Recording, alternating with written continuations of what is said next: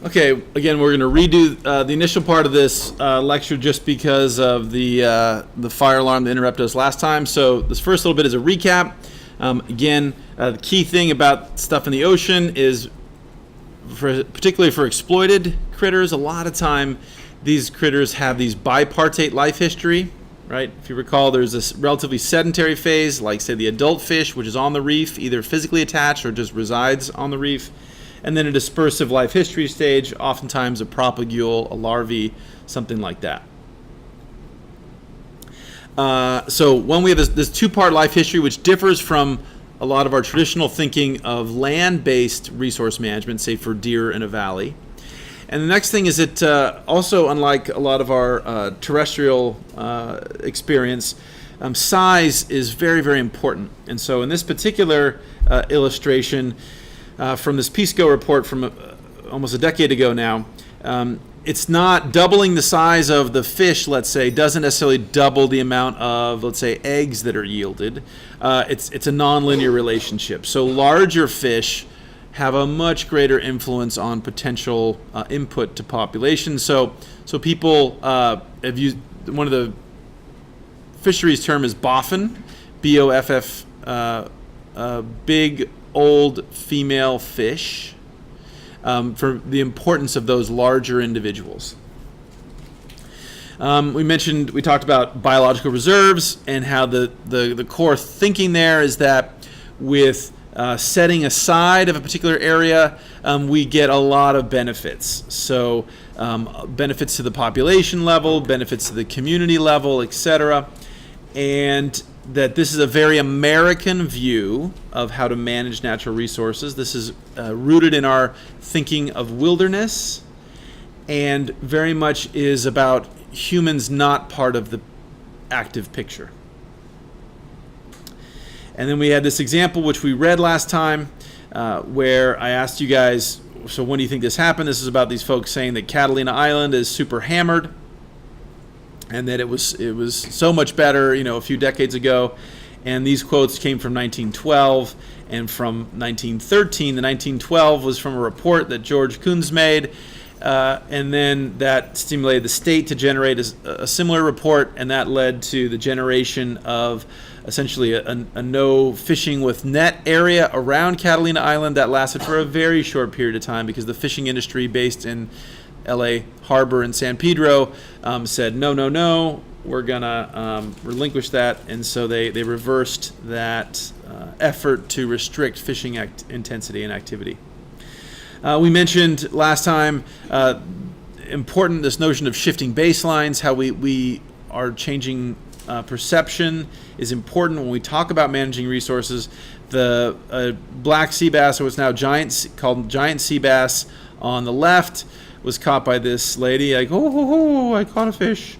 Then there's a white sea bass in the upper right-hand image, and then just one image showing how intensely people were fishing with nets around Catalina Island in the early part of the 1900s. We talked about the notion of MPAs, and pretty much now MPA is a standard term. It stands for Marine Protected Area, but it's essentially a terrestrial protected area stuck into the ocean. And historically, these have been more by opportunity than design, as with our other parks. And so the current effort in past decade or two has been to see if we can be more by design rather than opportunity in terms of creating networks of these protected areas. We have something like 1,800 reserves in at least 80 countries now, large reserves out there. The newest one that was just announced last year is not on here. We'll talk about it in a little bit. But we do have relatively large reserves, like the Great Barrier Reef, etc. But note that the majority of these areas are small. So most of these things tend to be 2 square kilometers of the ocean marked off, 4 square kilometers. The mean is 44 square kilometers, but the median is only 4. So again, most of these things are relatively small. Then we decided to talk about, then we segued into talking about theory, and this was this piece of evidence that we discussed that one of the first really powerful arguments that was an effort, a meta-analysis, looking at a lot of different studies. Again, the green bar is the average, and the black dots are the actual individual studies from around the world that looked at organismal performance inside of marine protected areas once they were created, and it's all standardized to the relative amount at the time of the initiation of the MPA. So what you see is after we establish MPA, biomass goes up almost 500%, density increases by more than 150%, size increases, diversity, when usually that's measured in this context, that was usually measured in terms of species richness, goes up.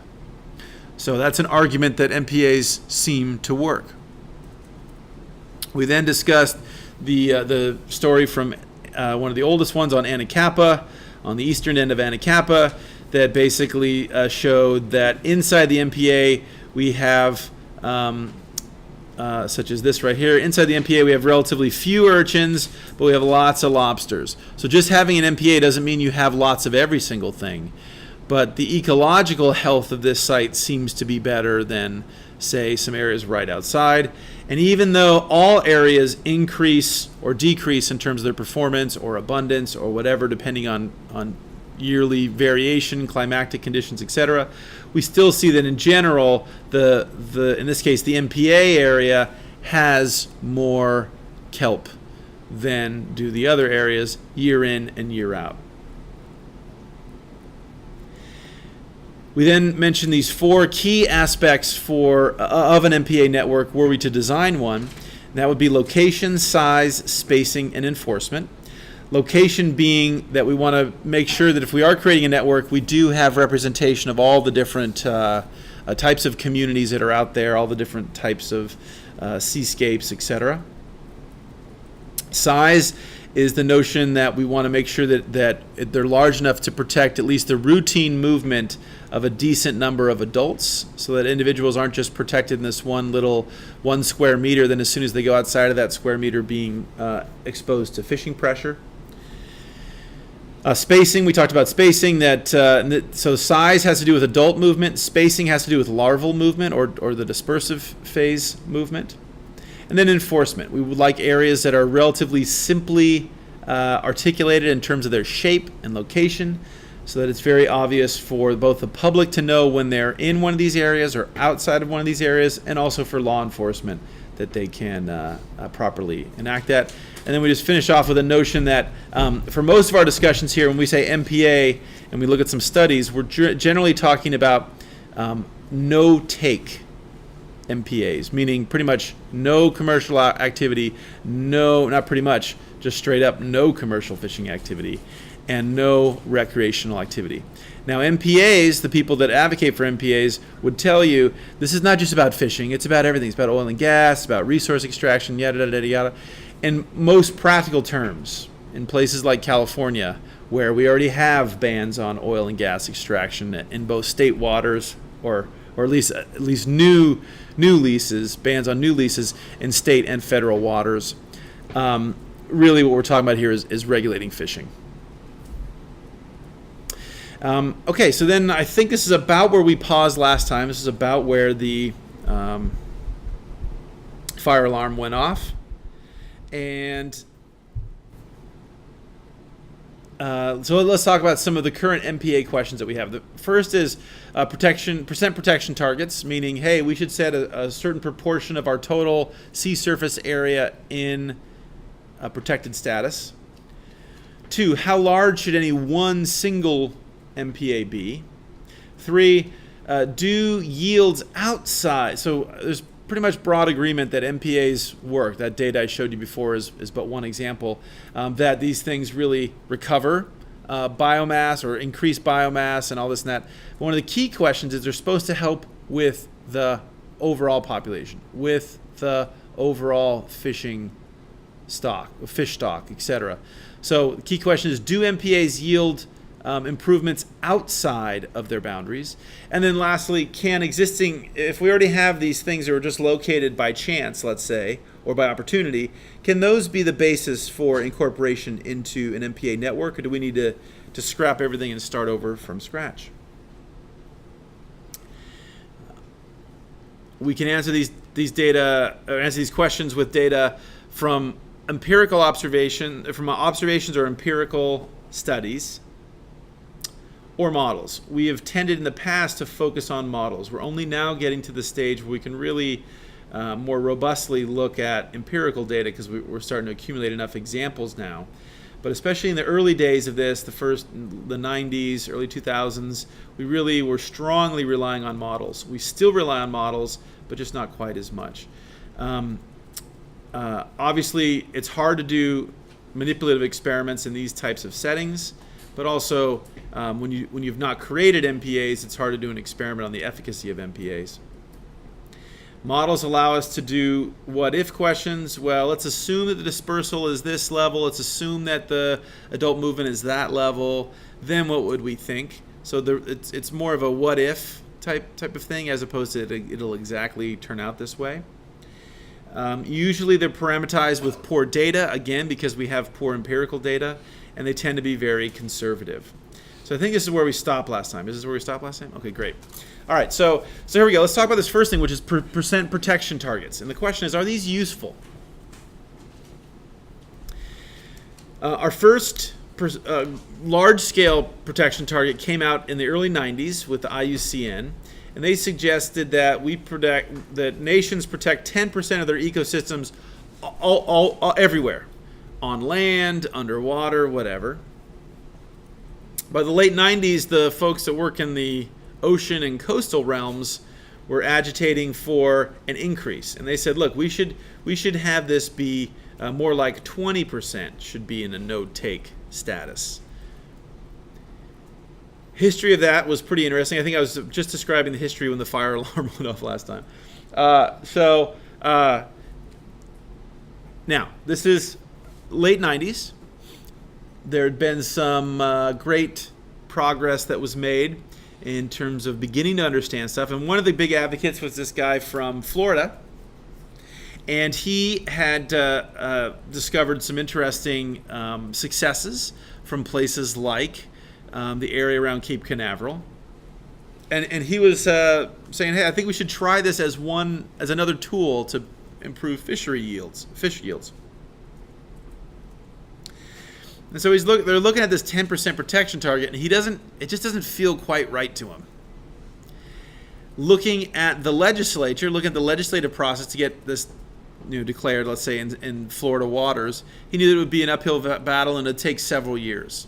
So it's getting to the end of the 90s, it's getting into the 2000s, and so he thinks, hey, maybe we could do something here. It's probably going to take several years, and once we pass that legislation, it's probably going to take several years to get those things enacted and defined, etc. So we're probably talking about a decade or so, let's say. So that puts us into mid-late 2000s. And again, trying to craft a message that's obvious and easy to remember and easy for folks that are not scientists, because we know that virtually none of our elected representatives are scientists. We have some folks that are, occasionally we'll see a medical doctor, but they're not really scientists either. And so just in general, we're oftentimes at a disadvantage when we talk to our elected leaders about these technical subjects, and they rely heavily on their staff. So he was trying to convince the leaders themselves directly, and so he wanted some simple numbers, some simple, easy to remember things. And he said, well, what if we said 10% by 2010? And thinking about it, he said, 10%? I just don't know if 10% is enough. If fishing in 90% of all the areas, if that's really the best conservation strategy for assuring that we have fish stocks on into the future. So in thinking about it, he thought 2010 was just he thought 10% by 2010, that's just maybe not quite enough. So he said, what if we did 20% by 2020? 2020 was, almost 25 years off at that point. That seemed like a far enough time away that people wouldn't get freaked out and they would maybe do it. 20% sort of seemed right. So literally that's how we got to 20%. It was a political decision. No, we're not close to that. Yeah. So the point is, this was. I mean, there's evidence to say that, hey, 20% is better than 10%, but there isn't anything necessarily magical, at least at this point, about the 20%. It was a political decision.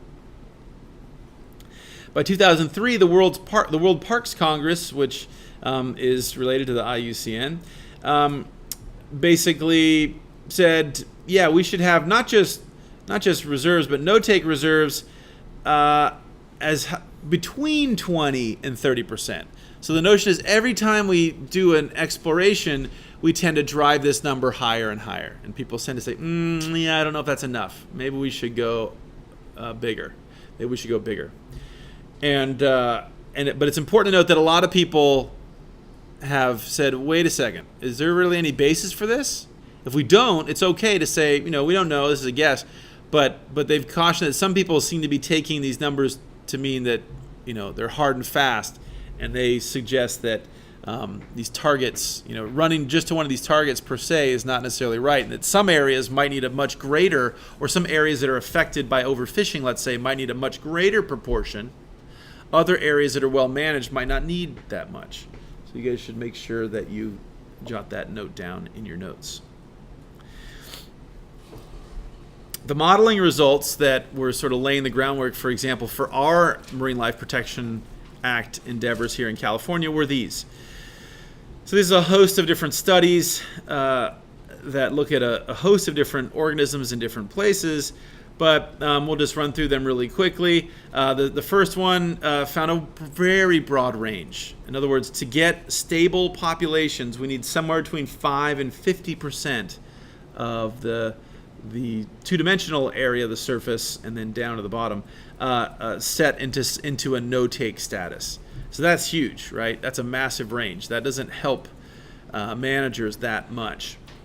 A study up from our colleagues up at UC Davis at the Bodega Marine Lab that were looking at red urchins suggested that 15% would take care of some of the overfishing that we were doing at the time.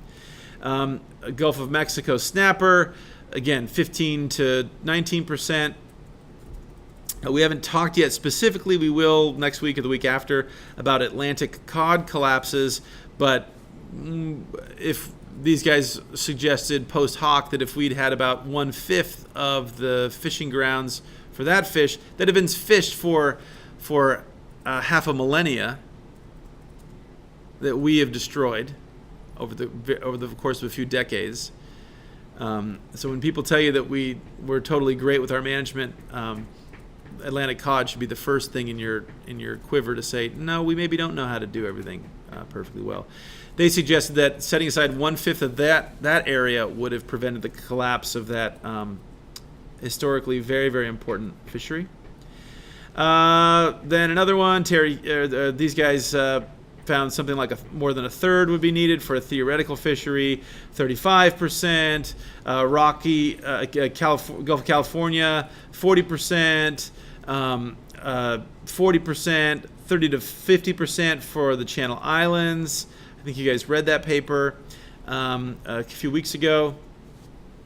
And then for some of the Caribbean, which is some of the most trashed marine habitat in the world, really, really poorly managed in most cases, we need a lot more area set aside, so on the order of 70 to 80%.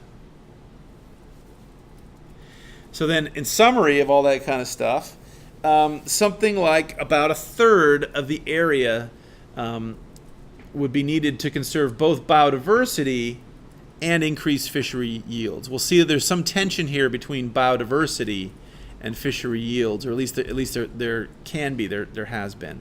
So on average, about a third. Targets. So the 1/5 to a third might be a bit more realistic than the full third, as we're making a lot of assumptions with these things, and so we should be careful saying that we need a huge amount if we're not totally positive we need a huge amount, unless you want to go by the precautionary principle, but nobody seems to want to ever do that. And then again, overfished species require more area than well-managed species, and this is a little bit more than less than 1%. But if we talk about North American waters, it's still barely over 1%. So this notion of the U.S., the land that created national parks, it created this idea of what we would now consider protected areas, in the modern sense at least, we're not close to these lofty goals of 20-30%. Okay, how big should a reserve be? Great question. It really is going to depend, as with so many things we talk about in resource management, it's going to depend on our goals. And the most obvious bifurcation here is for folks that are interested in biodiversity versus folks that are interested in boosting fishery yields. The biodiversity crowd is going to say as big as we can possibly get it. And now I'm being a little sarcastic here, but yeah. What about like theories behind island biogeography and how that works? So the question is, how does island biogeography play into this? I mean, it could. It certainly could. Depends on what we're talking about. Although, generally speaking, the subsurface areas tend to be much more contiguous than would appear. So for example, if we're talking about the Channel Islands, clearly island biogeography theory has a lot to suggest to us about the management of, say, biological resources on, say, Santa Rosa Island. Yeah. Realize the stuff down below isn't as cut off. So it's possible that we could have a storm and we could blow a grass seed from campus out to Anacapa and vice versa. It's of course possible. Probably doesn't happen a huge amount. It's potentially quite common for the larvae from, say, a reef out on one of those islands to blast to another reef and or to the mainland, or vice versa. And in fact, we have a lot of evidence there's some evidence that putting in, for example, our oil platforms has really helped some species in the sense that they have something of a stepstone between the island and the mainland in terms of a rigid reef structure type stuff. So good thought, but hasn't played heavily into this thinking, I would say. Yeah. No. Of course, the theory still applies.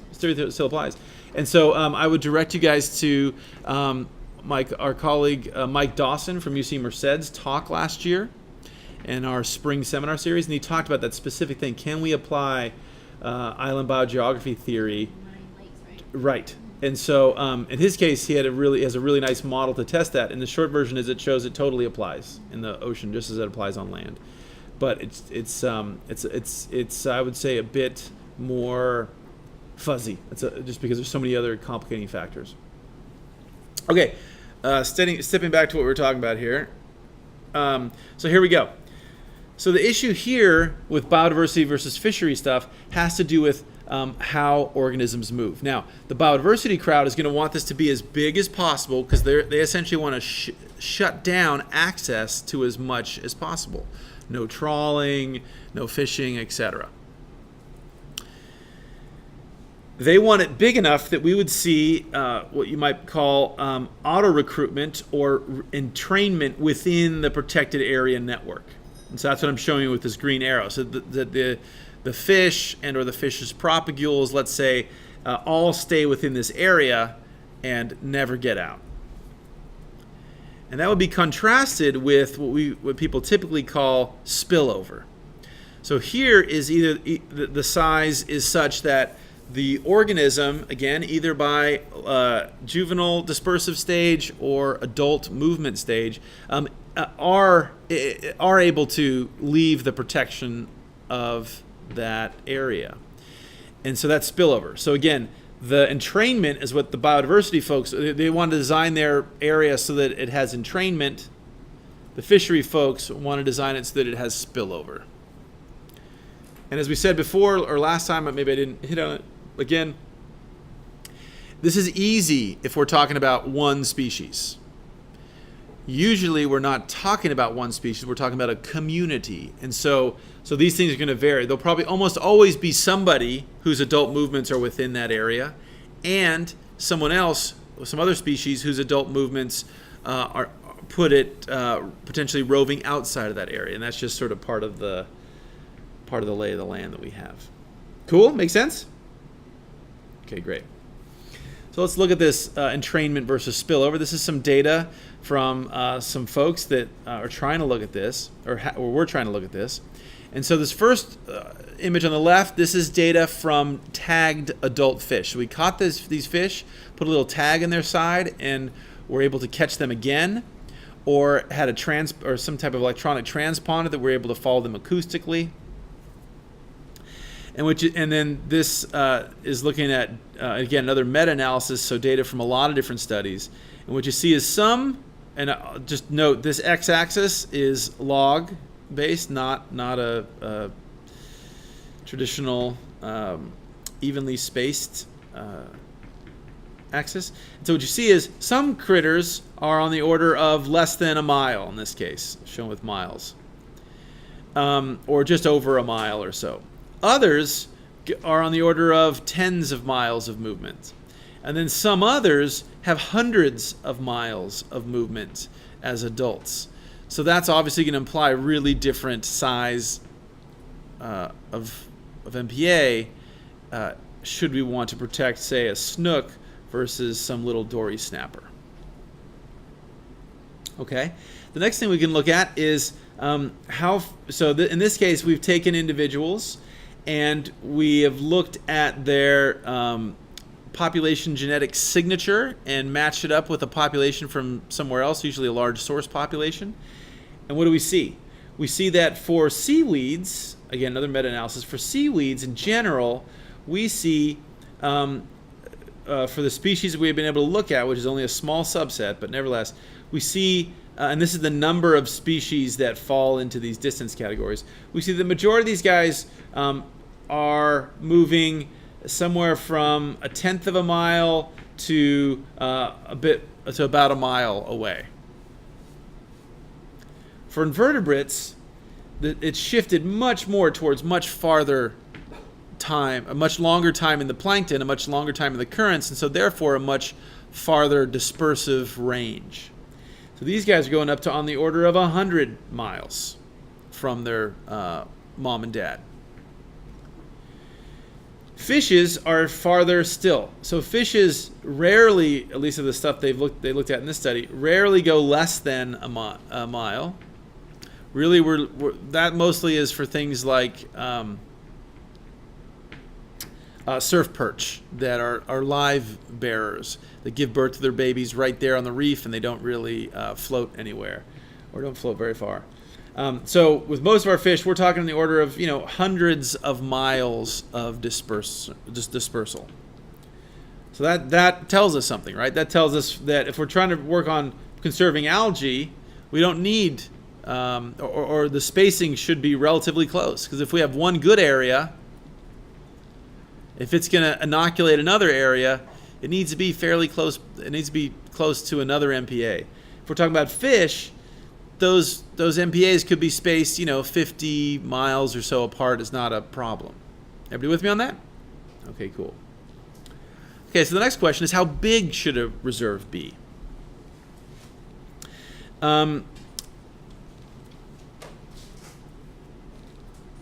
So Halpern, in a big review of literature, found that the effective reserve appeared to be somewhat independent of the size of the reserve. So it didn't matter if it was 2 square kilometers or 50 square kilometers or whatever. And the recommendations from that large literature review were something between 10 to 20 square kilometers seems to be realistic.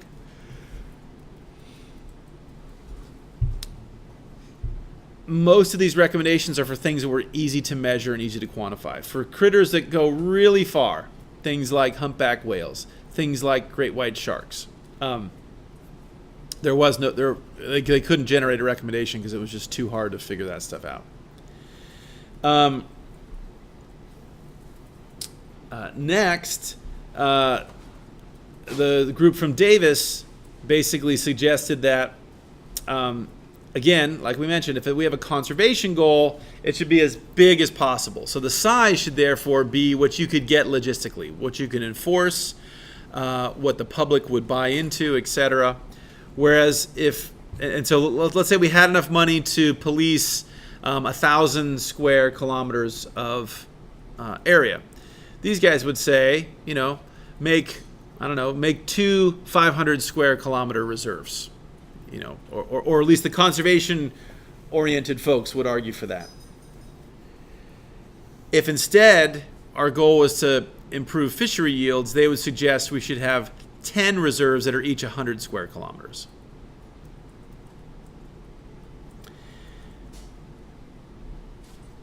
And then more support for a network came from the Santa Barbara group, and those guys suggested that as long as we have good dispersive currents that are able to move these propagules around and that are fairly predictable, we should have a lot of reserves.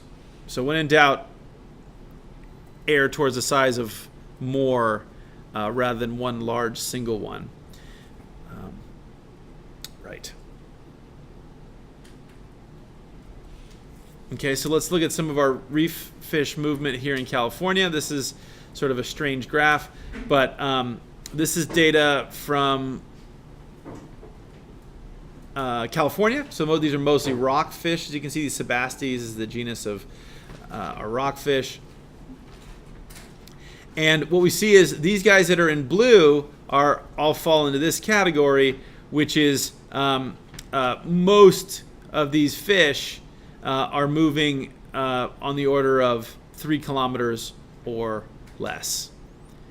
And if we go up to 300 kilometers, we've essentially captured all the fish in this 26, in this list of 26 fish species, so that we can get a pretty good bang for the buck if it's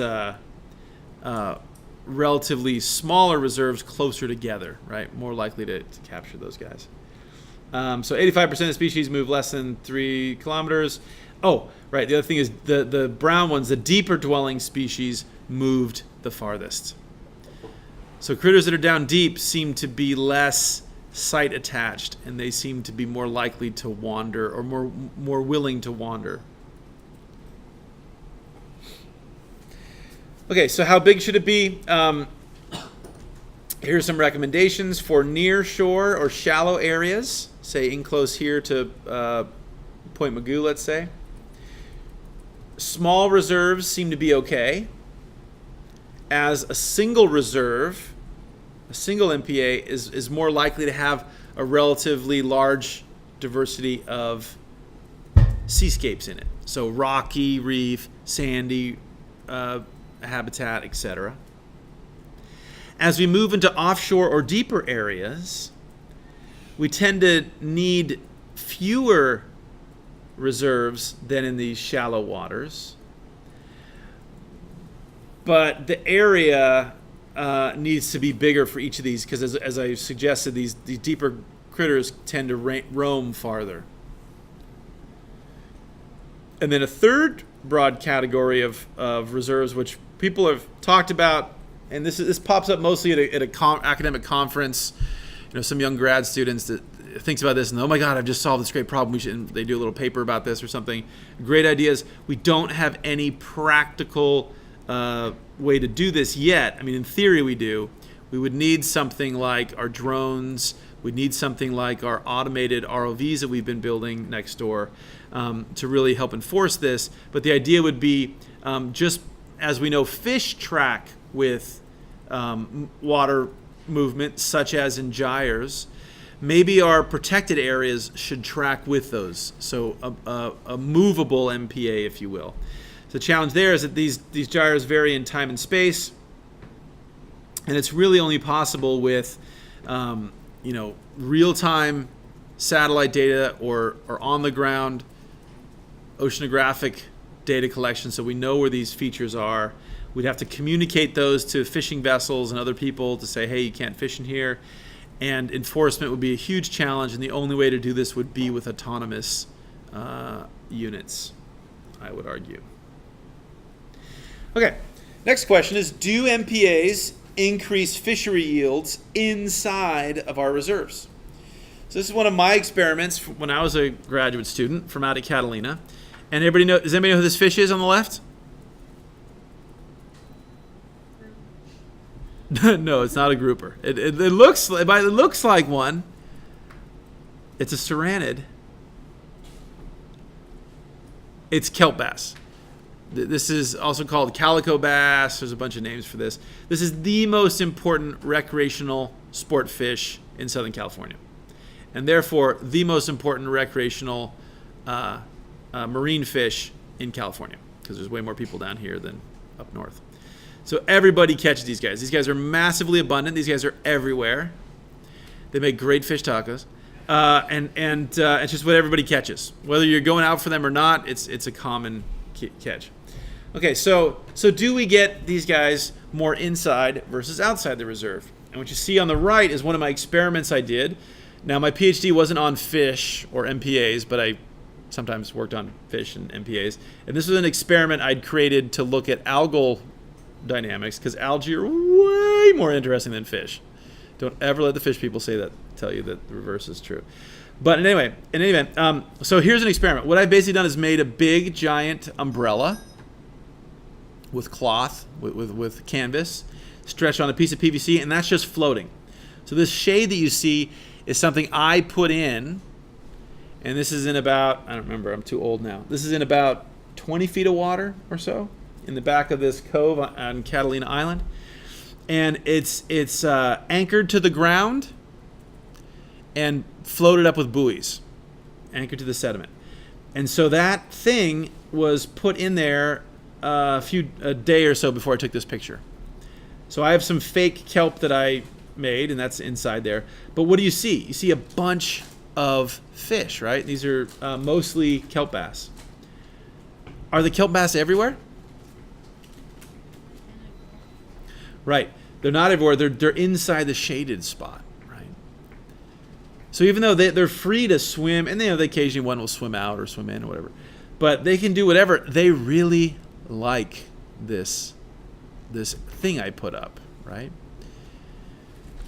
So the question is, let's say this was the edge of our MPA was the size of my little screen. The question is, clearly, by doing some manipulation of the environment, I can make the biomass of fish that are over this square meter of sand go up, right? By my putting that thing up, the biomass went up. And so that's not in question. We all know that can happen. Even an idiot grad student can make that happen. The question is, by having the fish accumulate, say, in my area, is that going to lead there over time to being more fish out here as well? What do you guys think?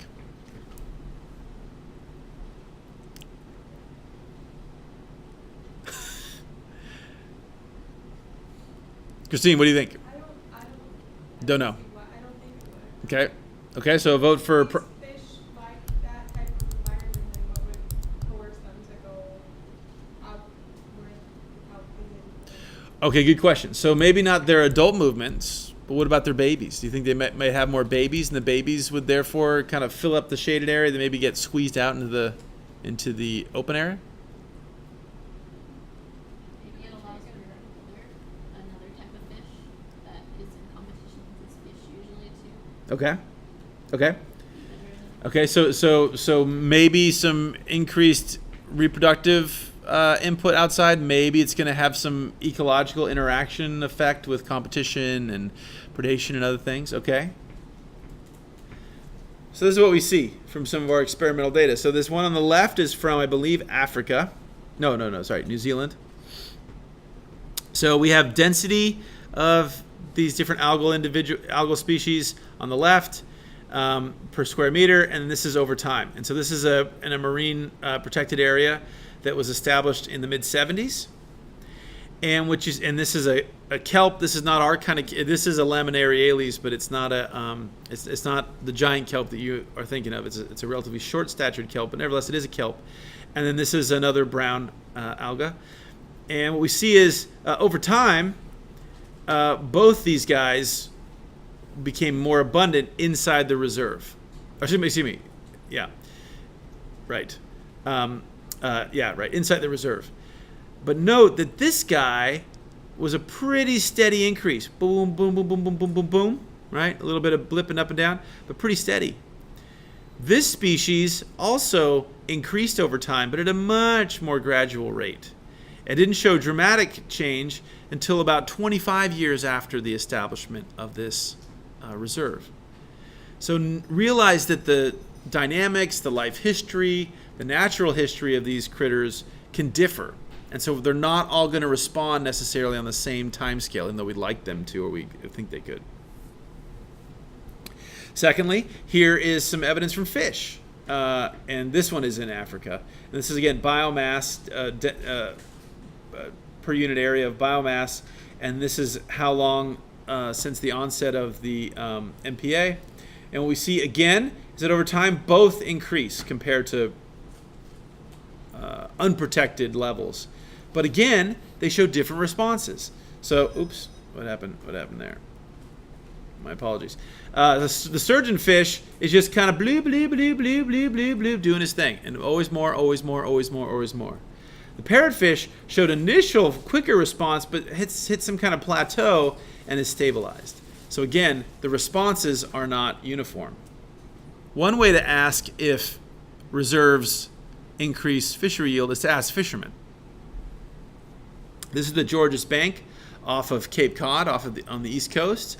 And these are areas that we've closed down. Now, this was before the big craziness with the inability to fish any cod at all. But here's this MPA, MPA, MPA, MPA, MPA. And so this means that you can't fish in these areas, right? What we're looking at are electronic transponder data from these fishing vessels that most of these fishing vessels now are equipped with. So this is a little thing that's taking a position, getting a GPS fix, and then either storing it in its memory and or transmitting it directly to over the radio to some shore-based data center. There's strong incentive for fishermen to have these things because this is this can be very dangerous, a very dangerous part of the ocean. Wasn't the movie like The Perfect Storm? That's right. This is what The Perfect Storm was based. It was where that was all filmed, Gloucester and all that stuff. So absolutely. So therefore, this vehicle, I didn't like. Where am I? Is a useful thing for these guys to have because if they get hurt or their ship gets damaged, it's a safety valve for them. So the Coast Guard know where to look for them. So does everybody use them? No. Does everybody have them powered on all the time? No. But a large number of folks do. And so in aggregate, while some individual person might be lying or whatever, in aggregate, that tells us something. So what we've done is we've taken all of this stuff, all of these points, and measured from point to point to point. And so therefore calculated their speed. And so these are all the points that are showing when a vessel was traveling less than 3.5 knots. That's the speed at which they need to go, that speed or slower, to drag a trawling net, to go fishing. So this is, now just because they're going 3 knots doesn't mean they are fishing. They could just be looking at a bird or doing some servicing on their boat. But by and large, mostly that's what this means. And so what you see here are the plots. And again, as you would think from a regular heat map, the hotter the colors, the more more value, the larger the values there. And what do you see? Where is all the fishing taking place? Right next on the edge of the MPAs. If these guys did not leak fish outside of their reserves, they wouldn't be there. Now the fishermen might say, oh, well, you cut off our best, most productive grounds by putting these MPAs in. So I just want to get as close as possible. But that's a moot point. If there were no fish coming out of this MPA, these guys would very quickly figure out this is not the best place to fish and they'd be going somewhere else.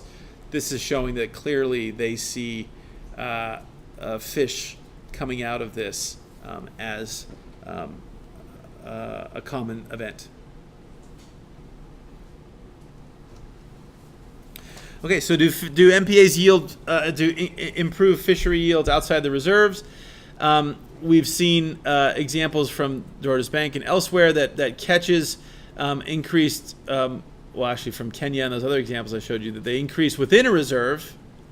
But we have this question that's still open, which is, are we simply sucking all the fish?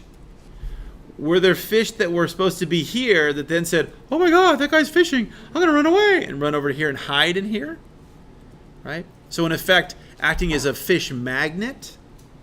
And the reason that clearly is what happened with that's clearly what happened here on the right.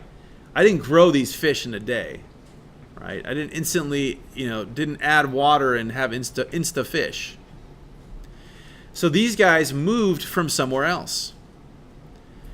And as there are a few guys out here just randomly cruising the sand flats, it seems pretty clear that I sucked in fish from the sandy area. So this was acting, at least over the short term, as an attraction. And if you think that and so another quick comment about this. So, fish are stupid, right? They're fish. But there actually can be, if you don't fish, fish are stupid. If you are a fisher person, fish are very smart. So I've seen these, I don't have a picture of this, but I've seen essentially the same exact thing out towards you in the picture. At the edge of the marine reserve. There are no markers. There's no floating lines. There's no buoy. There isn't a line of buoys. I've seen these kelp bass, big honkin' toad, legal size kelp bass, right at the edge. And I mean literally right at the edge. And then, 20 feet over there where it is legal to fish, there's a boat. And there's a guy with a fishing line, and it's in the water, and he's like, here, fishy, fishy, fishy, fishy.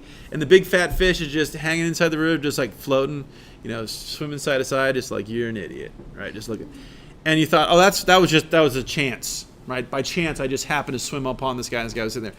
Go out diving, come back in, dude's still there. Go out diving, come back the next day, another group of fish still in that same line. So I think that, to an extent, these fish can realize when there's intense fishing pressure and when there isn't, at least in well-defined areas and intensely fished areas in places like Catalina. So I totally think these guys can get the sense of people, where people can take them and where they can't. At least it's a possibility.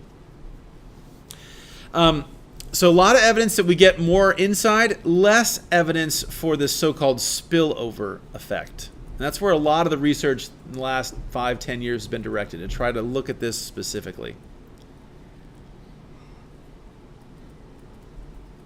In general, though, the limited evidence that we do have suggests that reserves tend to decrease catch variability. They tend to stabilize the population. So you tend to be less likely to have a boom and bust type of history to your fishing efforts. In general, there's the suggestion that they also, therefore, boost long-term sustainability. That the fish stocks will be more stable over longer periods of time due to spillover.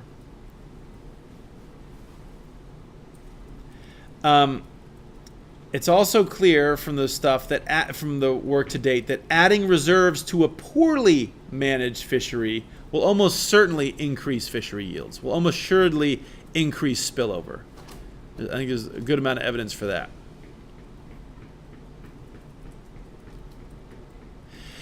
Adding reserves to a well-managed fishery will generally reduce catches over time. Why is that? Because they're already doing a good enough job, and we're excluding part of if we're already doing a good enough job, we don't need to change anything. But by putting in the MPA, you shut down access to some of these, some of the physical area, the absolute area that people otherwise would be able to exploit. So it tends to act to reduce catch over time if we're going to maintain exploitation at the same level. Does that make sense, everyone? Cool. Okay, so last question I want to talk about here, then we'll take a little break, is can existing reserve networks can existing reserves be the, factor into a new network? And so this is an exact question these guys looked at in Australia. We actually looked at that also in our California Marine Life Protection Act endeavors, but we'll pause that for the moment. So they looked at two scenarios. So what if they totally ignored existing reserves, or they incorporated it's okay to incorporate some of the existing reserves, or if they said they have to maintain the existing reserves and essentially only add to them. And what they found was the most efficient MPA network didn't use existing reserves, kind of sort of started from a blank whiteboard after having wiped out all the previous marks.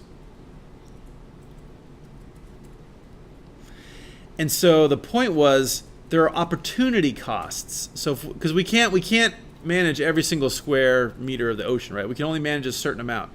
So if we have existing reserves and we decide that we want to keep those for whatever political reason or public, desire, we need to realize that by having that reserve that might not be the ultimate reserve, we're going to have fewer of those ultimate best reserves, right? Because we're spending some of our resources on a suboptimal MPA location or size or whatever. And so in general, that suggests that just simply tossing together MPA, marine protected area because it's a nice place or it's in front of some rich guy's house or something, that's not the best way to go about designing networks. So let's talk about some examples of MPAs as they actually are in the real world. So again, the lion's share of these things tend to be small, so let's talk about at least one little small one. This is the Catalina Reserve that we've talked about a few times now. This is Avalon is down over here. Two Harbors is right here. Those are the two towns on the island of Catalina. And then right just this side of Two Harbors is Big Fisherman Cove, which is where the University of Southern California has a Wrigley Marine Science Center, although the name seems to change every 3-4 years. So when I was there, it's called the Wrigley Marine Science Center. Now it's had a few different names, but it's still the USC Marine Lab. And what I've done here is I've outlined the extent of the MPA. So this is a big cove right here, a large, big is relative, but a nice little cove where the Marine Lab is located up this hill. And then the reserve extends from this corner of the cove out around this place called Pumpernickel, around here to what's called Blue Cavern Point, and right there.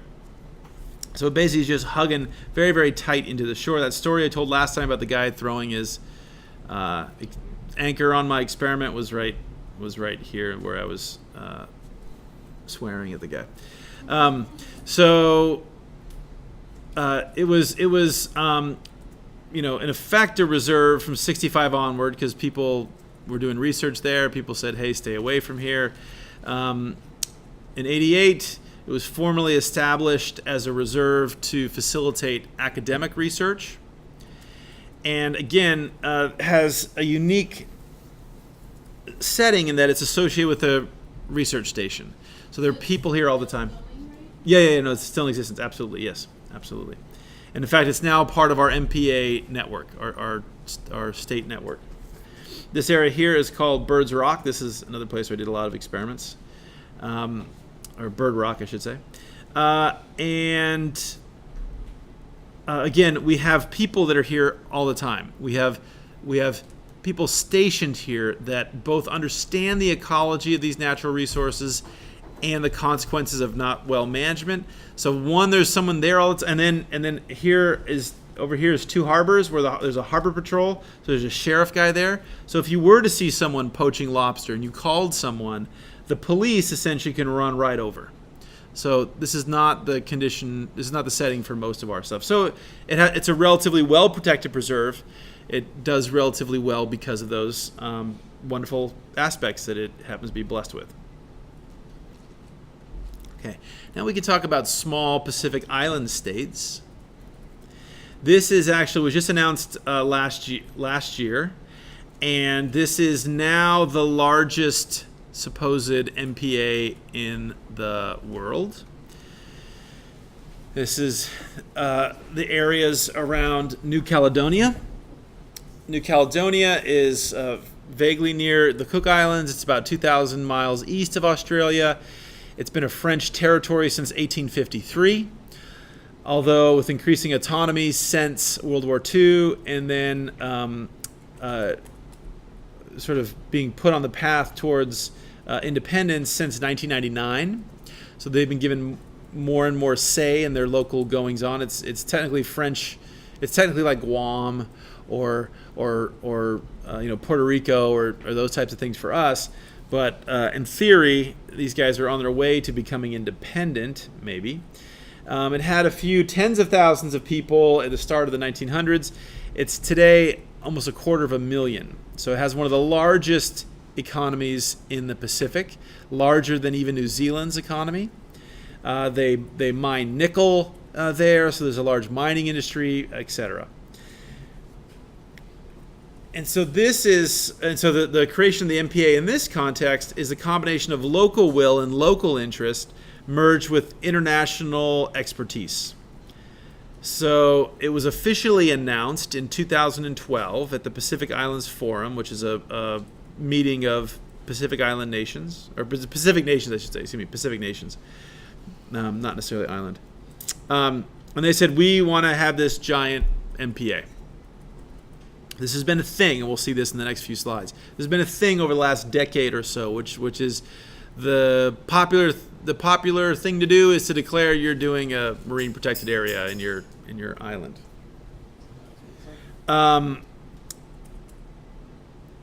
They announced it in 2012. They're working on it, planning for it. Last April, the legislature formally passed it and said it's now law. So large was the area that they declared that Vanessa asked me earlier, or somebody asked me earlier about how close we to percent protection targets.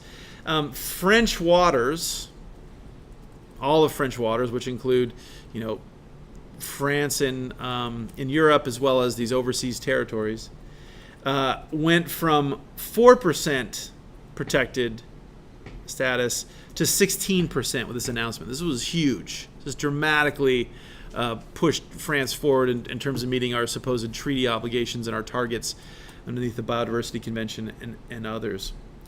So huge. The issue, though, as is becoming, unfortunately, the trend, is this getting the milk for free or the cart before the horse or whatever the analogy that we want to talk about? Is this becoming the new normal? So what I mean by that is the extent of this marine protected area is the entirety of their exclusive economic zone. That is huge. That's huge. So they've declared that we've got it, done, protected area, period. New paragraph. They have not decided upon what the MPA will actually be in terms of enforcement and this and that until 2017. So the cart before the horse is we're seeing this very broad trend of everybody announcing this, getting a lot of good press, getting a lot of international coverage. We now have an MPA, but the MPA has not been truly created. Right? So this offers the possibility that this is going to be a paper park. It's going to be a protected area in name only. They've announced that they want this to be a sister site to the Cook Islands Marine Park, which is the MPA effort going on in the Cook Islands, which we'll talk about in a second. And so that's cool, right? Work synergistically, learn from your colleagues as to what's working, what isn't. This also falls in this category of MPAs as ecotourism salvation. So if we're going to put an MPA and therefore presumably fish less or fish differently, we're going to presumably be reducing yields or revenues from fishing. So how are we going to make that up? Oh, we're going to make that up by being this eco gem, this desirous place for eco-tourists to come hang out. Because we'll have healthy reefs, we'll have healthy coastlines, etc.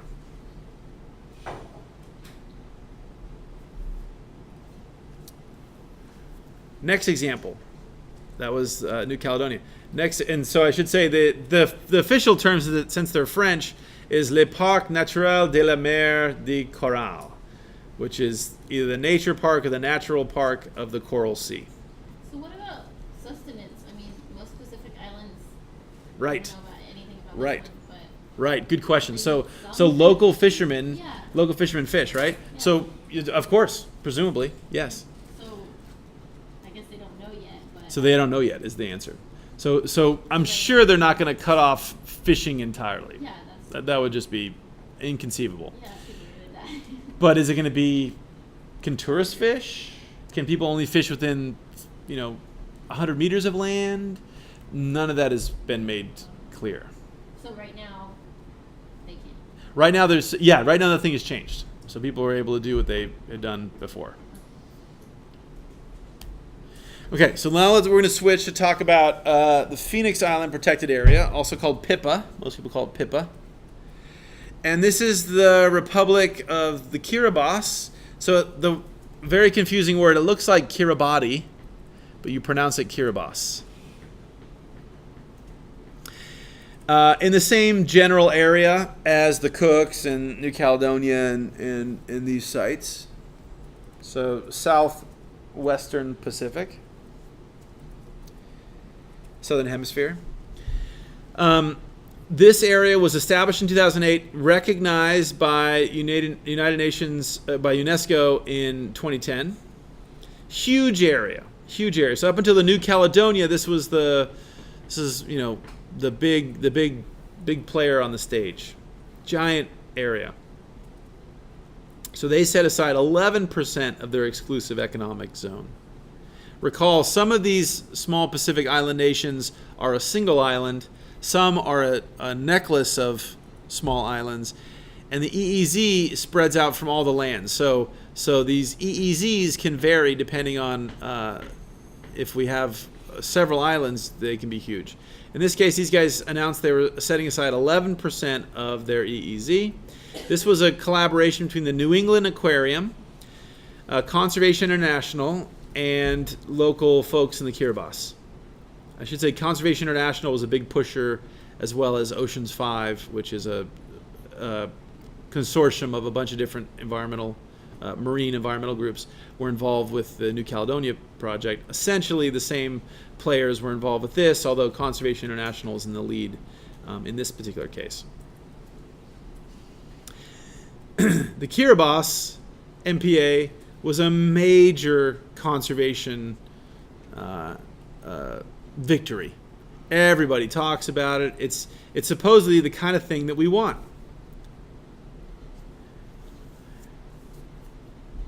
And many people have used PIPA and MPA, and to an extent MPAs because of PIPA, as a bully pulpit to talk about all these great things we're going to get. So this is a small smattering of some of the press, some of the major environmental awards that were won by the Kiribati for doing this, and everybody, oh, these guys are so great, and they're awesome. It was absolutely a platform for wider popular coverage of the Kiribati, getting them into international media. A very common way to enter the conversation to get the wider public to be engaged with stressed reefs that are under pressure and are bleaching and that kind of stuff. The problems of overfishing, and a major example showing that MPAs can be an effective tool in the developing world as well as in places like the US and England and stuff like that. Perhaps most prominently, this featured into discussions of climate change. So the Kiribati are one of these at least parts of the Kiribati are one of these extremely low-lying countries. One of these countries that will go away. There's basically no question that some of these terrestrial areas will now go subtidal over the next century or so. And so the Prime Minister of the Kiribati has talked about this as what we've done. So they talk about on the order of 94,000 so-called environmental refugees, not refugees from war, but refugees from climate change and sea level rise and all this and that. These folks need a home, need somewhere to go. And so you, the international community that created all this pollution, you should pay us to relocate. Now, we understand you giving us a bunch of money is a painful thing and is a hard thing. So therefore, we are going to take a painful step ourselves. We created this MPA. And so the famous quote was that creating this is the Prime Minister, creating this quote, or the President, I should say, excuse me. The President said that this MPA was a significant contribution to the world community in the hope that they would also act. Right? We took a hit. Now you guys should take a hit. That's only fair, right? And we're not asking you to do something without giving something up on our own. And President Tong, as I said, was lauded. He's traveled internationally, traveled to the UN, won all these famous environmental awards, all this and that. This was absolutely a major fundraiser for the Kiribati, amongst other things, for this climate refugee fund thing. Unfortunately, this seems to be a paper park. Why do I say it's a paper park? Well, because it was never actually passed into law. So all this talk was fallacious. Clearly not a fallacious effort on the part of Conservation International or whatever, but basically, why do I have you guys cite your sources? Why do I have you go to original sources? Why do I have you prove? Because just because you read something on the internet doesn't make it true. So here's an article that got a lot of press a couple years ago. Chris Paula, who's a freelance journalist, has written a bunch of articles on this that appeared in a bunch of different venues, but the Salon one seemed to have really got a lot of attention. So what really caught people's attention was these guys signed a new deal for tuna exploitation, right? So tuna is one of the main things that the international fishing fleets will fish for. And so he signed new contracts with these international fishing fleets. And people said, well, wait a second, you're getting more money from tuna fishing, but that's one of the problems with global fish stocks. And how does that work with your MPA?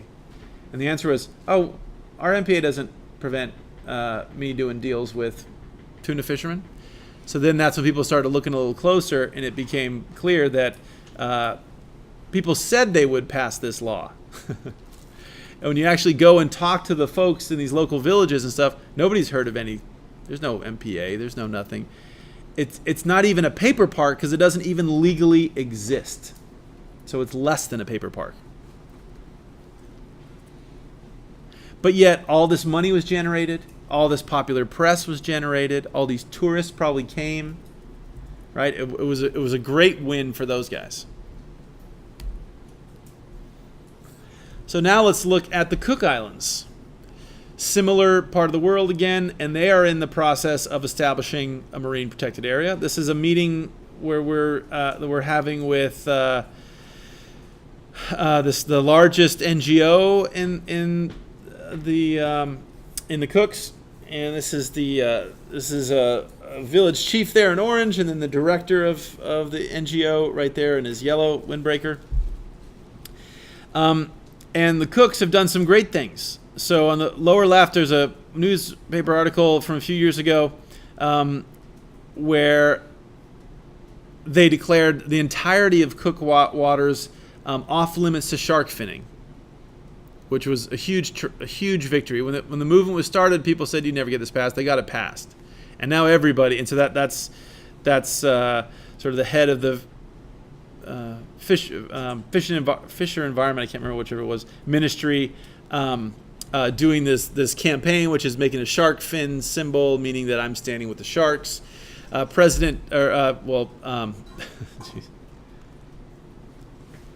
Presidential candidate Hillary Clinton, when she was Secretary of State, visited the Cook Islands, and she did this famous shark symbol thing too. So the question is, so the Cooks are in the process of establishing a marine protected area, giant marine protected area. The Cooks are this network of 15 very widely dispersed islands in the South Pacific. They have a relatively small land area, but they have a very large EEZ, the 20th largest EEZ in the world by absolute area, and the 4th largest in terms of ocean to land ratio. So absolutely a marine nation. They're in free association with New Zealand, but they've had self-rule since 1965. So sort of similar to the New Caledonia in that, relatively, more independence in recent years. Very strong cultural values and traditions on the Cooks.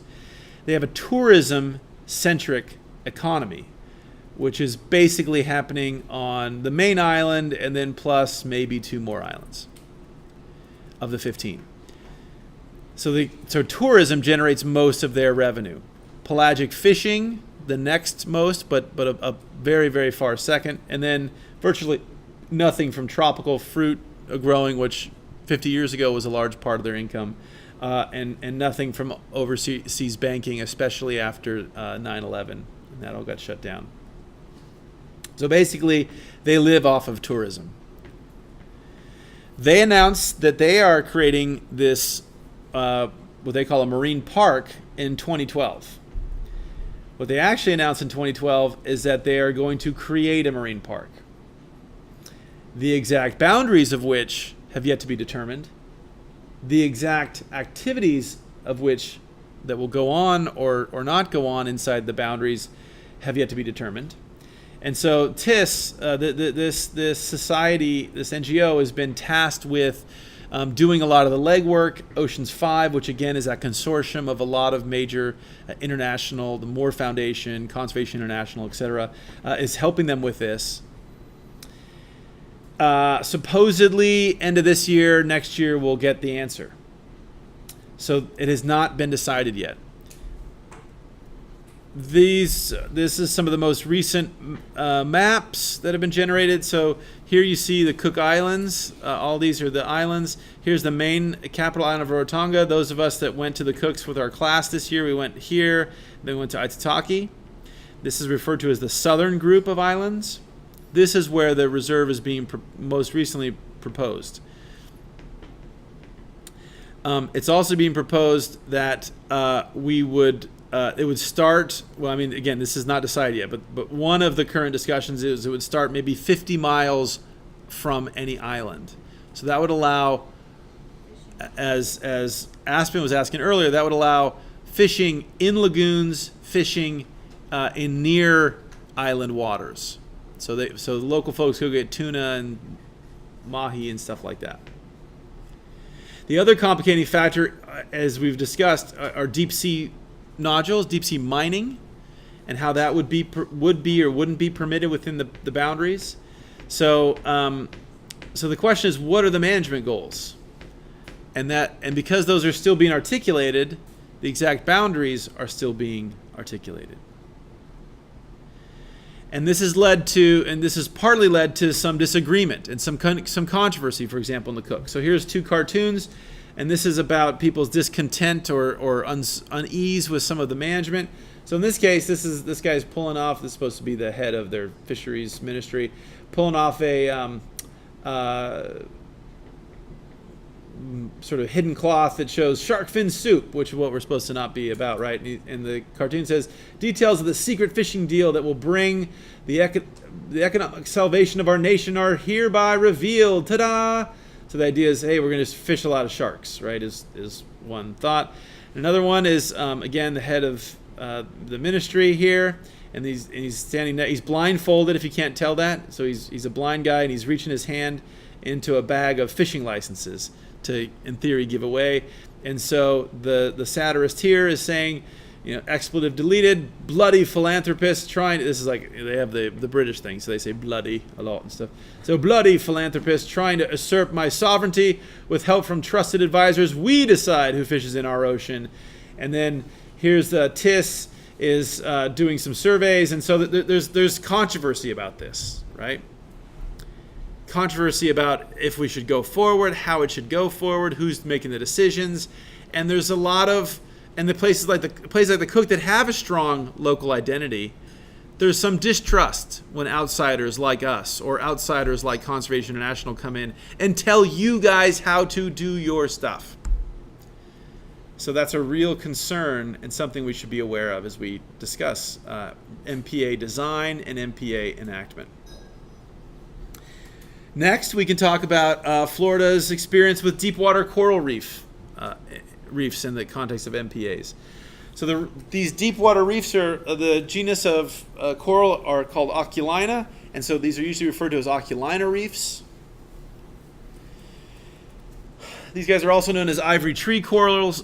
They're very delicate, small branching corals, very slow growing and long-lived. So an individual head might be, easy a century or two old.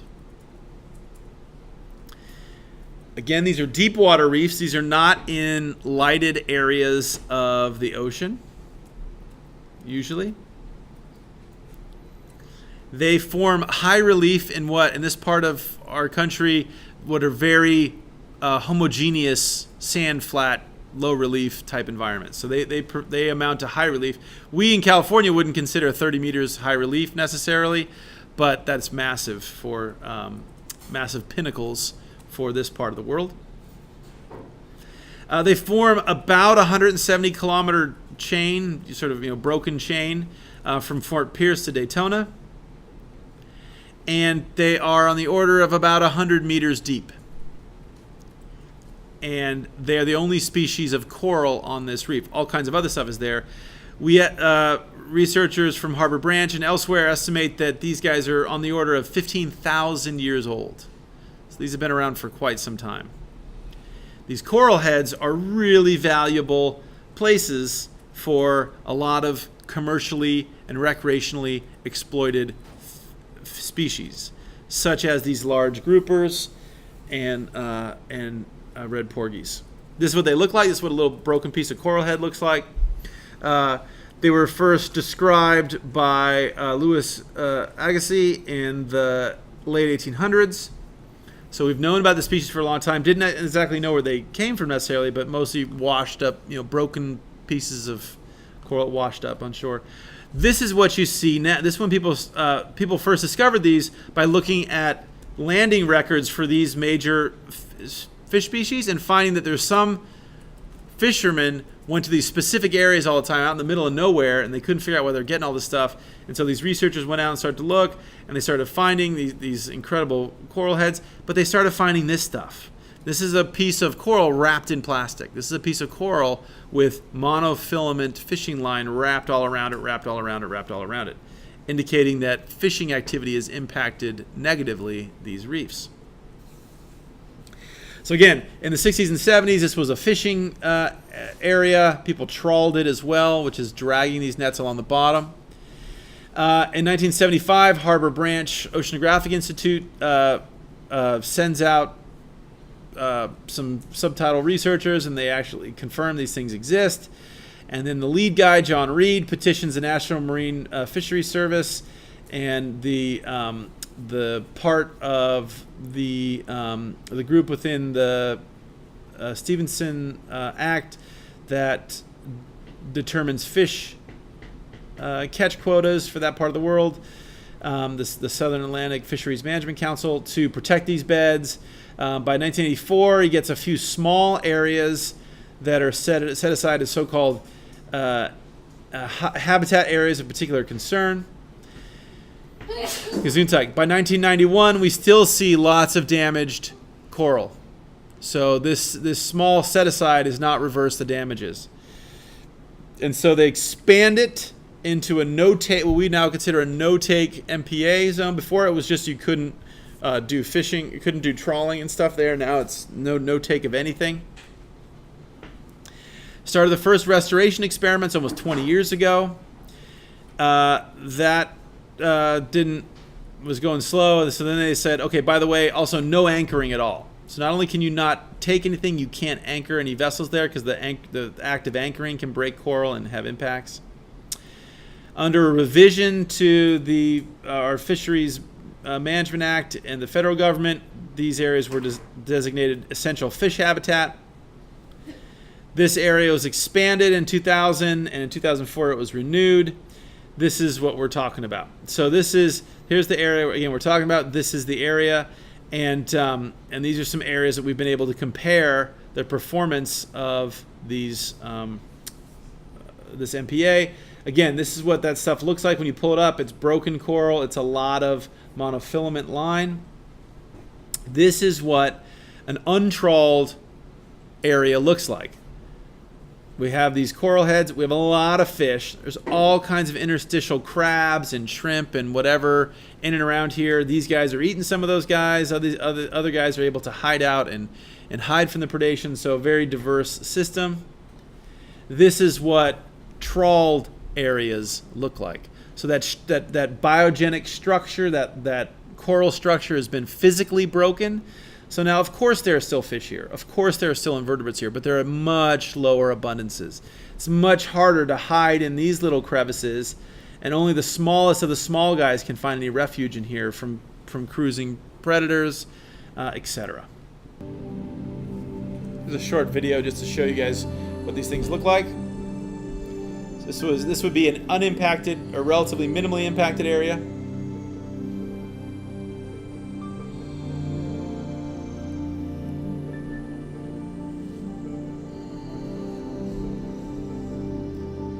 And everybody's all peaceful listening to Vangelis, apparently.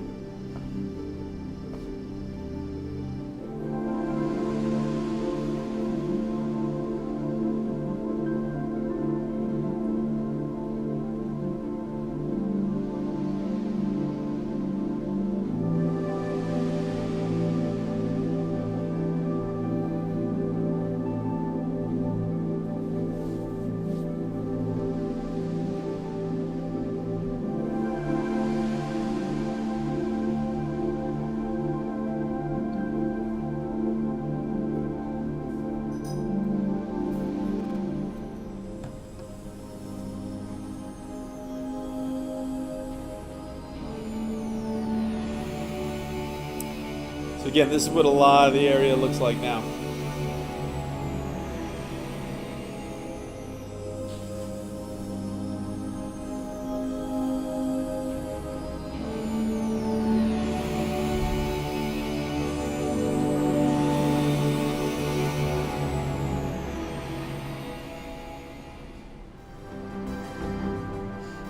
Yay, Noah! The salvation of the reefs.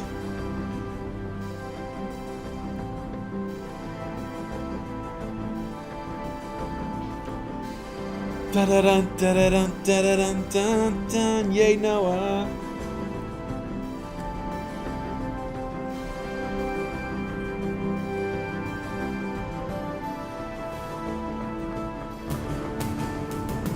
Uh-oh, drum roll.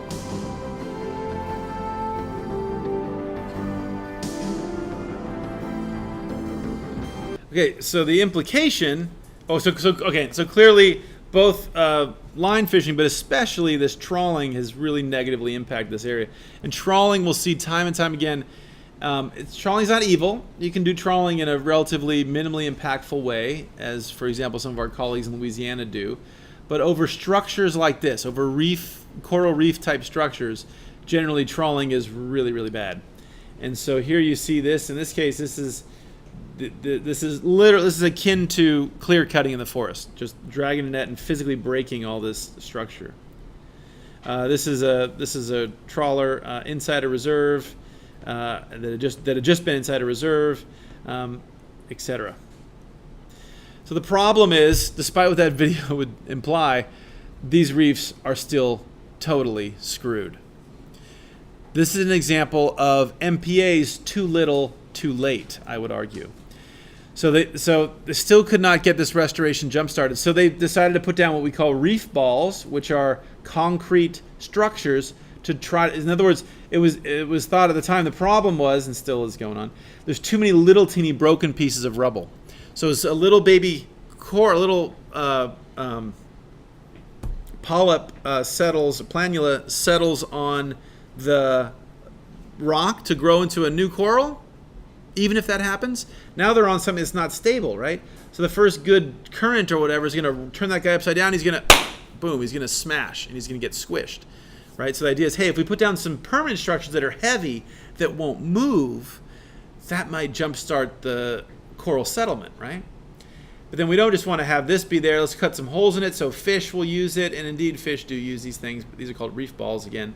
But they don't seem to be working really, and the short version is they act as fish aggregating devices, but we just don't see much coral recruitment, and we still see poor coral recruitment in this area. So MPAs in and of themselves are not necessarily going to solve all of our problems. Let's look at another example here, Pacific Northwest fisheries. Again, I've been focusing with these MPAs on underwater stuff, but it's important for me to remind you guys that this applies to our coastal environment as well. This example I'm going to show you is from South Slough up in Oregon, in Coos Bay, and the issue here is salmon. It's all about salmon and declining salmon runs. And so can we use MPAs to improve salmon runs? By the 1970s, we had about 80% of this estuarine coastal wetland area destroyed. In 1971, a local group got together and said, "This is messed up. We should do something about this. Let's reverse this negative impact to our wetlands, and let's reverse this declining salmonid run situation." So, although we haven't talked about it yet, the Coastal Zone Management Act of 1972 designates this area as a reserve. And in total, it's a little bit less than 20 square kilometers, but of that, almost 2.5 square kilometers is specifically salt marsh, intertidal mudflat, etc. So this is what we're talking about here. We're sort of about 1/3 the way up into Oregon in Coos Bay. And this is what it looks like. You know, really beautiful Pacific Northwest classic scenery. And so, again, we had these large salt marsh communities before the 1900s. We came in and we diked them primarily to have more pasture land for cattle grazing. And by the 1980s, by the late 1970s, early 1980s, the coho salmon runs were really but a fraction of what they were before. And by the 1990s, at least the non-stocked coho were gone.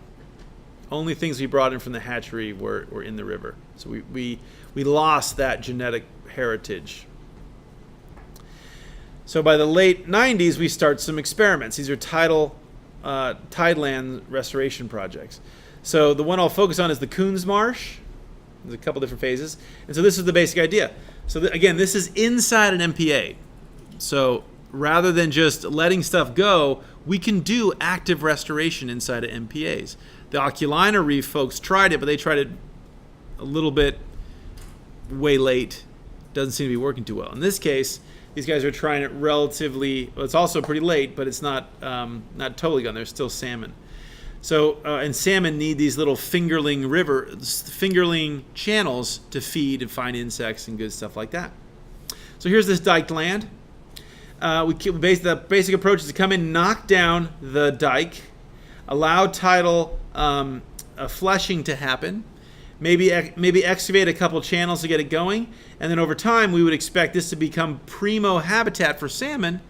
Better habitat for salmon, we'd expect habitat performance to do better, we'd expect overall populations of salmon to improve and increase. So this is what that looks like. Here's this area in originally diked land. And then we've come in, and in this case, we put in some barriers perpendicular to the flow so that we can have some of these channels in here persisting. And this is the original topography, very monotone. And then we've come in, the dike originally was this big drop, and then it was relatively shallow. We've come in and made it much more gradual, and then cut out. These are tidal channels here in this cross-sectional view. So this is what it looks like. So we start off, it was this very simplified hydrogeomorphology with a few channels. And we've come in and we've dug these channels, and over time these are expanding and becoming more diverse. So that's an example of MPAs. We can also talk about MPAs in larger contexts. So here's the network in the Philippines. Sorry, I'm going pretty fast. I'm trying to finish up quick to give you guys your test. Is this cool? Any questions? I'm going way fast here. All right. All right, so let's talk about the experience in the Philippines with MPAs. These guys, it's a huge, thousands and thousands of islands. More than 7,100 islands make up the Philippines. Although China would like it to be a few less because they claim some of these are theirs, but that's for another topic, another point in time. So when you add that up, it's 20,000 kilometers of coastline. That's a huge amount of area to deal with. 2/3 of the nation's people live at the coast. So it's very much a coastal nation. Very high marine biodiversity. Dr. Steele worked in the Philippines for her master's. You can talk to her about it. Very cool place. They have more than 500 MPAs. And this slide is a couple years old, so they might have, they might have more than 600 or something now. I haven't gotten the most recent data. They have a long history of traditional management, as have other Pacific Island nations. In 1940, they created their first national marine park. And they have lots of local jurisdiction created, what we would consider MPAs. A lot of issues with illegal fishing. One of the most popular ways to do this has been with poisons like cyanide or with blasting such as dynamite. You'll see a lot of people like this guy on the right who lost a hand or a finger or whatever because the dynamite blew off, went off early. Very destructive way to fish. Very effective way to fish, but very destructive. So the dynamite, the explosive force, creates a shock wave, a concussive wave that propagates across the reef and blows fish's swim bladders and the like and kills them. And then they basically float to the surface if they're just around, or if they're stuck within a coral reef, they'll just die and get stuck in there. It'll also, of course, blow up the physical architecture of the reef. It'll destroy the coral and everything else. So very, very destructive way to fish. In the late 90s, they changed the national fishing code to say that they're going to set aside 15% of municipal waters for what we would consider to be an MPA. Allow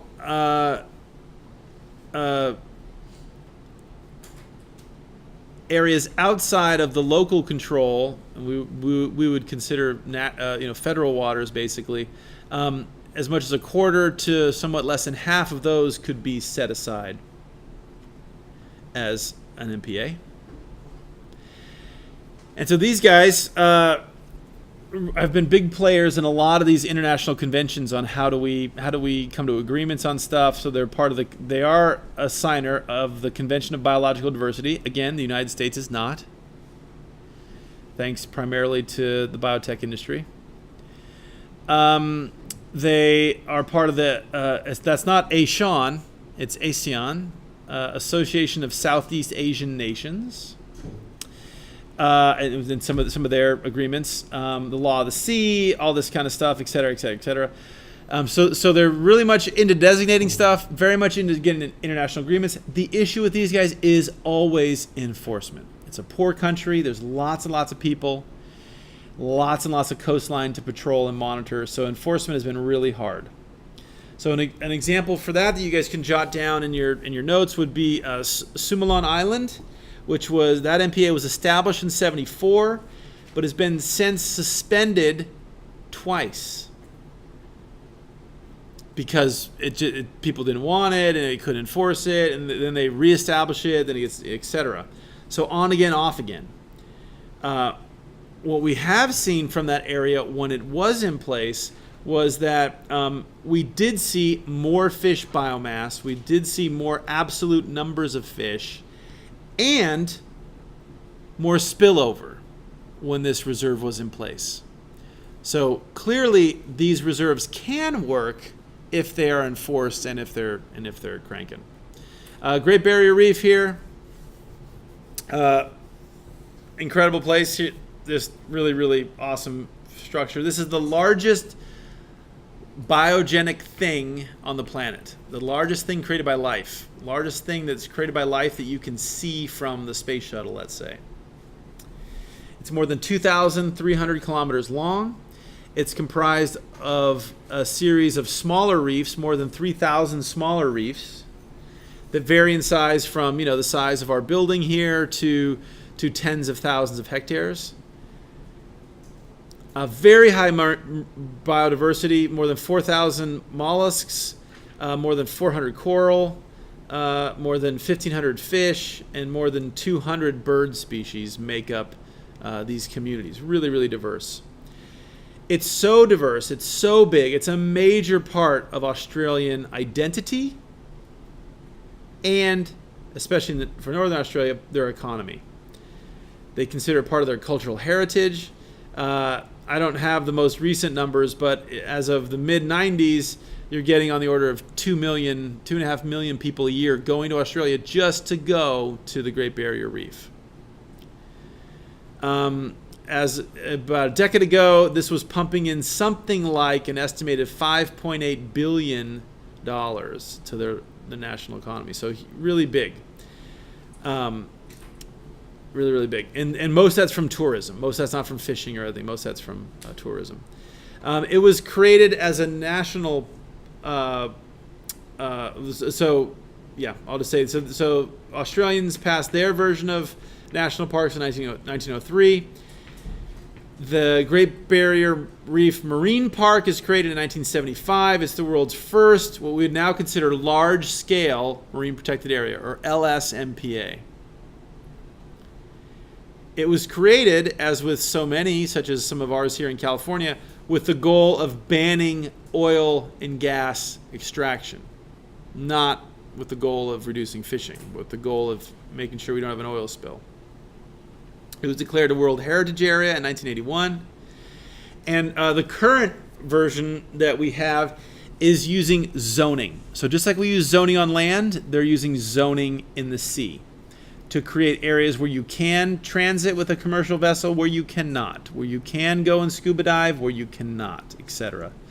So it's a complicated thing. We're not going to go into the details, but suffice it to say there's lots of different components, and there's all these different zones as to where you can do something and then can't do something. So they've taken a zoning approach. It's important to note that with all this stuff that we've been talking about, we are managing people, right? Not reefs. And so 5 years ago, we had this tanker run aground, lost power. This was a coal tanker, so it was full of coal, which is messed up. That's because Australia exports a lot of coal to China. That's another story. And so in this case, this guy ground on, and we weren't worried about the coal spilling on the reef. It was rather the oil from the fuel tanks on this guy had an impact. So firstly, there's the physical damage that the vessel makes by going aground, but then also this oil leaks and forms a slick and then causes problems. So zoning is not in and of itself a panoply, even though it has some great aspects. So briefly, we'll end with a discussion of our MPA network. Here's our U.S. National Marine Sanctuary Program, which is our federal program for MPAs. You guys all know that the first national park in the world was Yellowstone in 1872. In 1903, we have our first refuge, which is the first protected area set aside specifically for an animal. And then we jump forward to, which you haven't talked about this yet, our 1972 Marine Protection Research and Sanctuaries Act that creates the National Marine Sanctuaries Program, which is housed within NOAA. The 1972 Act is charged with creating and protecting areas of special national significance due to their resources or human use values. They are to protect the conservation, recreational, ecological, historical, research, or educational, or aesthetic value of the sanctuary. I would note that one of the aspects here is research. So when we're interested in flying our drones or driving our robots, that is a reason that sanctuaries were created, so that we would have a place to do that and monitor the ocean. So we do not have to apologize for using sanctuaries. We sometimes have to apologize for using national parks or using other things. We do not need, research is an absolute part of the founding legislation of these areas. I mean, we have to be cognizant of other stuff as well, but that's important for you guys to realize. The sanctuaries program is administered by NOAA. I already said that. As of 2009, we have 13 sanctuaries. And I'm a little confused because I just checked yesterday on the website and things are a little bit different. So they claim we have 13 sanctuaries plus Papa here, which is this big one in Hawaii. It's unclear, and that's a national monument. It's unclear how this all susses out. So there's a little bit of confusion here as to what's going on.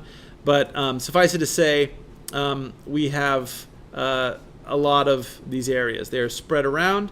We have Cordell Bank, the Gulf of the Farallones, Monterey Bay, and Channel Islands here in California. So we're blessed with not just a great coastline, but a high proportion of marine protected areas at the federal level. I love it. These guys always like, how big is this? They always say things like, this is an area the size of Vermont and New Hampshire combined. And they're like, what? That doesn't mean anything to me. Yeah, it's the size of Manhattan. Like, what is? I don't know what. What does that mean, right? So these examples are always East Coast centric when we talk about how big. Stain's Palace is the size of Rhode Island. What the heck? I don't know what that means, right? So anyway, but the point with this figure is to show that the sanctuary program is across U.S. territorial waters. It really boils down to four main things here with the mission of the sanctuary program: resource protection, scientific research, again, that's you and me. Public education, so they have a large education component because a lot of these things are hard to get to. So if they don't have an education component, people will not know about them. It's not like national parks where we can easily drive up to them or take a bus or a train or something to get to them. Harder to get to.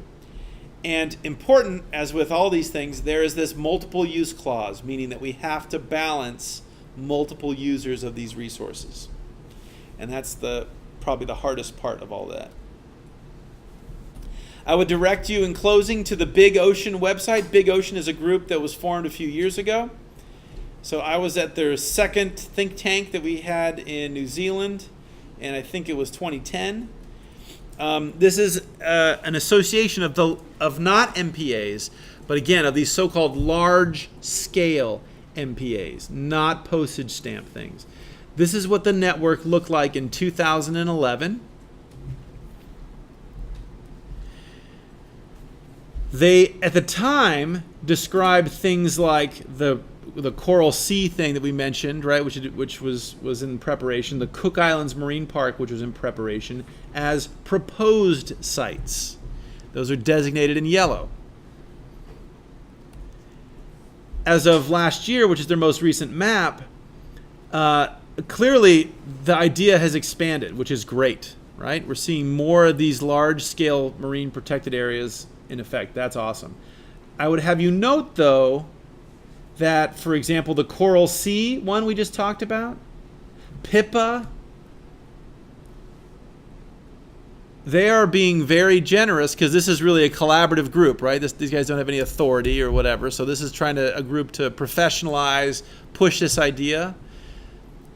They're maybe not as critical as we perhaps should be about these areas, and now they've essentially gone to considering these areas, for example, in the case of PIPA, that do not exist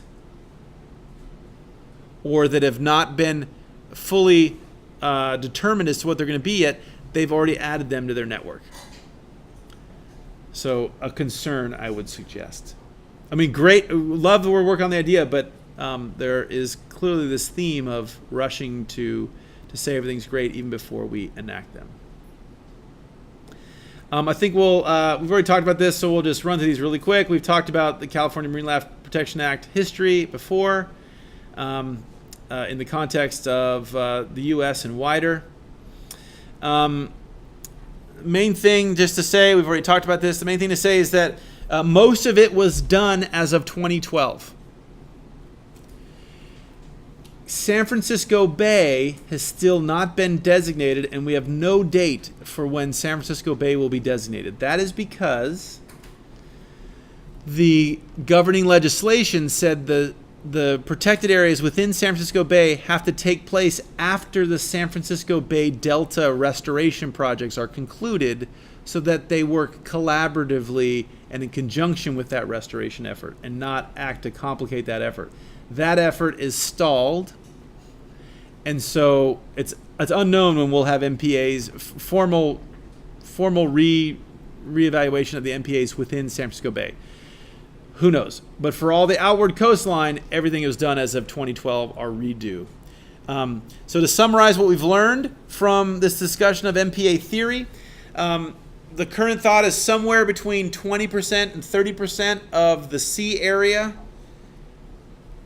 should be in a no-take status, or at least knowing nothing else, that's a starting point. Acknowledging that range will go up, or the actual target should go up or down depending on the conditions. We should systematically design reserve networks based on representation, uniqueness, organisms' actual movements, and dispersal patterns. We need smaller areas put into no-take reserves if we have a well-managed fishery. In practice, though, we usually establish these MPAs well after the resource has been depleted or is in serious trouble, and that our actions here in California are a great example of how we can do this. We've stumbled mightily along the way. We screwed up a lot when we were starting this process, but by the end we had a relatively collaborative process that involved all our stakeholders. It was open to the public and everyone else. And but even we need to work collaboratively with stakeholders. Okay? Questions, you guys?